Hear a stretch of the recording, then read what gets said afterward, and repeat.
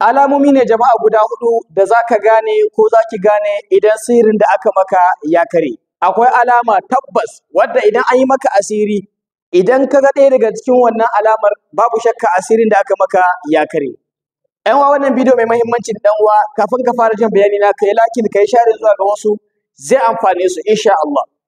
A baya na yi bidiyo inda na zana cewa idan aka wa mutum asiri ko mutum ya ga alamomin asiri sun tabbata a kai shi, ko mutum ya gane an masa asiri, sihiri kenan, na faɗi haɗi guda huɗu da idan mutum ya yi, insha Allah wannan asirin ya kare.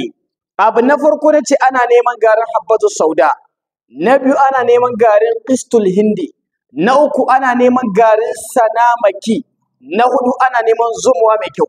Ana haɗa su a ƙarƙashin cokali kullum uku da safe insha Allah. Idan ka sha shi tsawon kwana uku ko sati guda asirin da aka maka zai kare.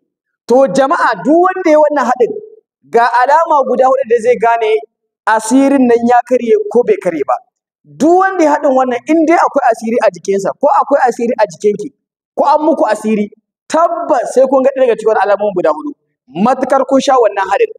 Alama ta farko duk wanda ya wannan haɗin na habbatu sauda da zuma da sanamaki da kuma garin hulba habba, an fahimta garin qistul hindi afwan guda huɗu,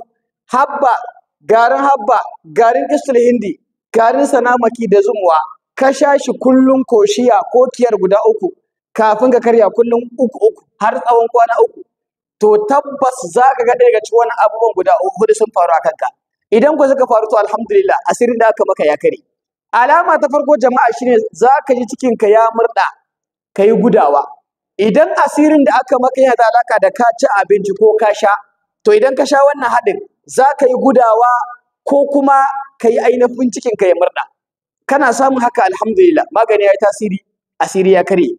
Alama ta biyu jama'a ko ka mutum ya yi ajiyar zuciya. Dan kambun baka da sanmu in ya kama mutum in ya sha wannan haɗin sai ya yi ajiyar zuciya.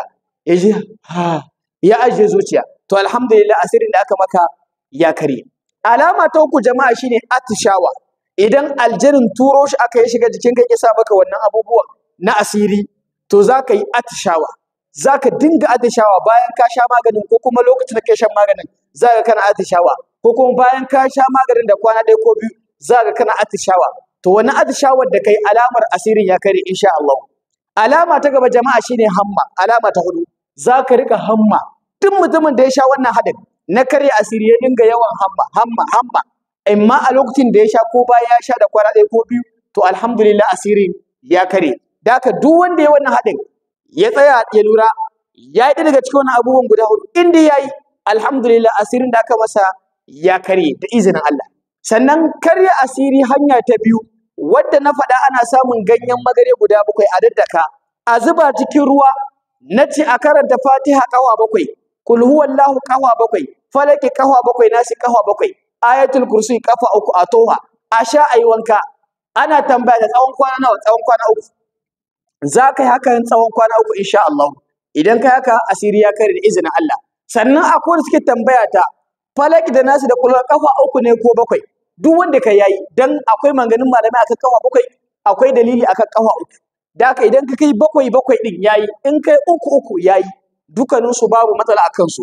Sannan akwai masu tambaya ta malam dan Allah ina zan samu wannan haɗin maganin a haɗe, a haɗaɗɗen maganin. Babu shakka ina haɗa su a farmasi na, amma sai wanda suke Nijar.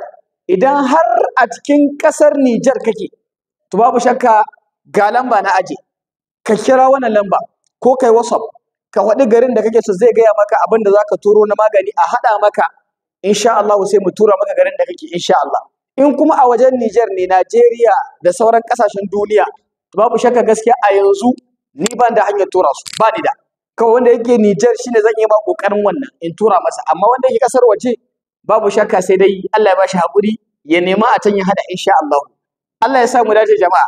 A biyo ni a gaba, a nan bidiyo na gaba zan yi bidiyo, zan kawo sanamakin, zan kawo qistul hindin, zan kawo garin habba, zan kawo zumuwa, in haɗa shi a cikin bidiyo a gaban ku gani, kowa ya gani da ake haɗawa insha Allah.